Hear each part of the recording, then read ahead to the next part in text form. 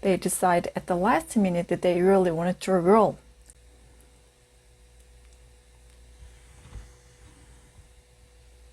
안녕하세요. 슈퍼히어로 박민선입니다. 보통 한국 사회에서는 좀 나이 든 어른들끼리 만났을 경우 애매모호하게 궁금해합니다. 그 사람의 학보가 어딘지를 모르면은 찝찝함이 풀리지 않는 그런 느낌이 있죠. 욕망해도 괜찮아라는 김두식 선생님 책에도 그런 내용이 있죠. 이번 화에는 저의 전공과 다른 전공에도 불구하고 그 애매한 재능으로 먹고 살고 있는 애매한 재능을 가지고 있는 분들을 위한 얘기를 하고자 합니다. 그리고 부제는 예술은 전공하지 마라. 그런 내용이 되겠습니다. 저는 서울에 있는 한 대학교에서 서영화를 전공했습니다. 예술 전공자들이 뭔가 한 가지를 꾸준하게 반복해서 익숙하게 하는 거 굉장히 잘합니다. 예술은 기회의 영역이라서 잘할 때까지 정말 무한 반복해야 합니다. 제가 입시미술을 할 때는 보통 학교들이 석고상 하나하고 자기 전공을 하나를 그렇게 두 개를 실기를 치렀습니다. 처음에 보통 아그리빠를 그리는데요. 아그리빠 제가 몇 개 그렸을까요? 제가 예상하기에 드로잉 아니고 그 명암까지 다 포함해서 그린 게 300개는 될 겁니다. 최소한. 학교마다 석고상이 다릅니다.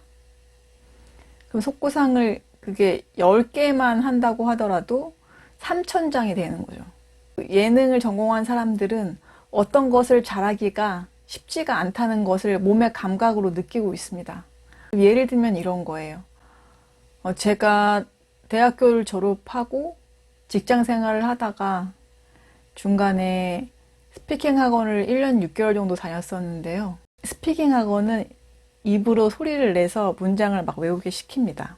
그런데 잘할 때까지 그냥 막 시킵니다. 그냥 통으로 외우게 시켜요.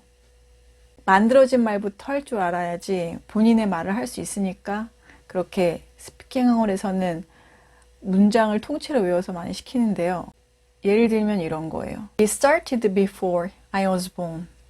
My biological mother was a young, unwed graduate student. She decided to put me for adoption.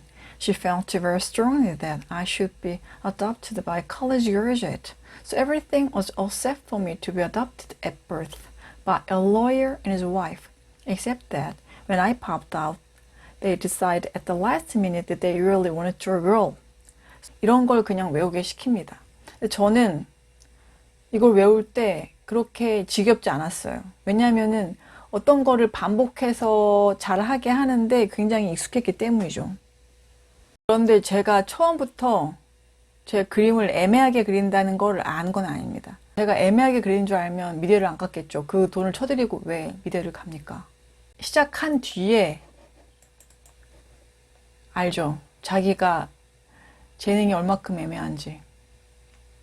여기서 애매하다는 말의 의미는 대학교 입학과 졸업은 할 수 있으나 그것으로 안정된 맞벌이는 할 수 없다.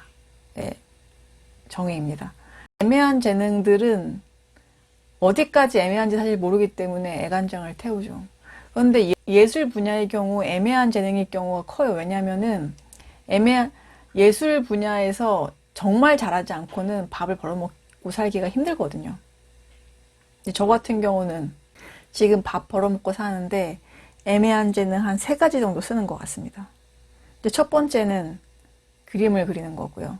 인생 초반에 시간과 돈과 정말 많이 썼죠. 뭐 직접적으로 영향을 주는 건 별로 없는데요. 그 회사의 공식 홈페이지 뭐 디자인 레이아웃을 잡는다거나 아니면은 뭐 배너나 뭐 홍보 플래카드나 이런 거를 제작을 할 때 보스가 보시기에 전 단계 정도로 제가 프리컴펌이랄까요? 뭐 그런 걸 할 때 제가 그리지는 못하지만 고를 수는 있으니까 이렇게 선별해가지고 보스가 보시기에 더 짧은 시간 내에 효율적으로 컨펌하실 수 있도록 도와주는 역할을 하죠. 가진 애매한 재능 두 번째는 이거는 투자 대비 효율이 되게 높은 건데요. 글을 씁니다. 저희 회사에서 나오는 대부분의 기사와 칼럼은 제가 글을 써요. 신춘문회에 당선될 정도까지는 못 쓰지만 어쨌든 제가 밥벌이 할 정도는 쓴다는 거. 그것만 됐다고 생각합니다. 세 번째는 제가 새로운 것을 되게 좋아하는데요. 학교 다닐 때 놀 때는 그걸 이제 노는데도 온갖 군데다가 이제 신경이 막 퍼져 있죠. 보통 제가 학교 다니면서 놀 때는 공연이나 이런 걸 많이 보러 다녔어요. 노는데 되게 에너지가 뻗쳐 있었죠. 지금 같은 경우는 놀 기운이 별로 없어요. 그래서 지금은 에너지를 노는 데 쓰지 않고 일하는 데 쓰고 있습니다. 뭐 업무에 관련된 정보나 책이나 이런 걸 스크랩하고요. 그리고 업무 생산성 관련된 툴을 찾고 연구하고 그런 데 주로 시간을 쓰는 것 같아요. 그런 것들이 모여서 저라는 인간이 돈벌이를 하는데 도움이 되고 있겠죠. 예능의 단점이 뭐냐? 졸업하고 나서 자기가 가진 전공을 그대로 살리기는 쉽지 않습니다. 대부분은 다 애매한 재능이기 때문이죠. 그럴 경우에는 뇌를 재편해야 되는데요. 뇌가 사회화되어 있지 않습니다.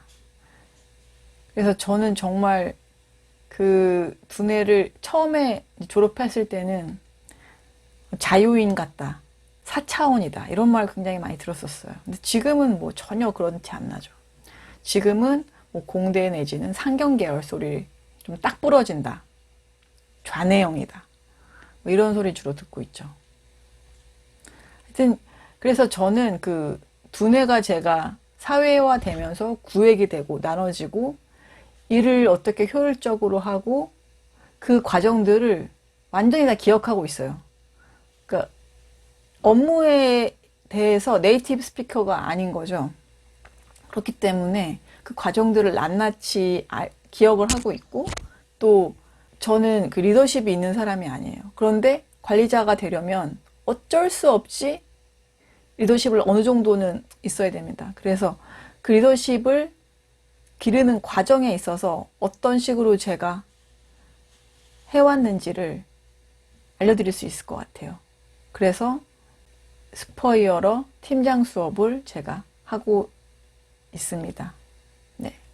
이제까지 들어주셔서 감사합니다.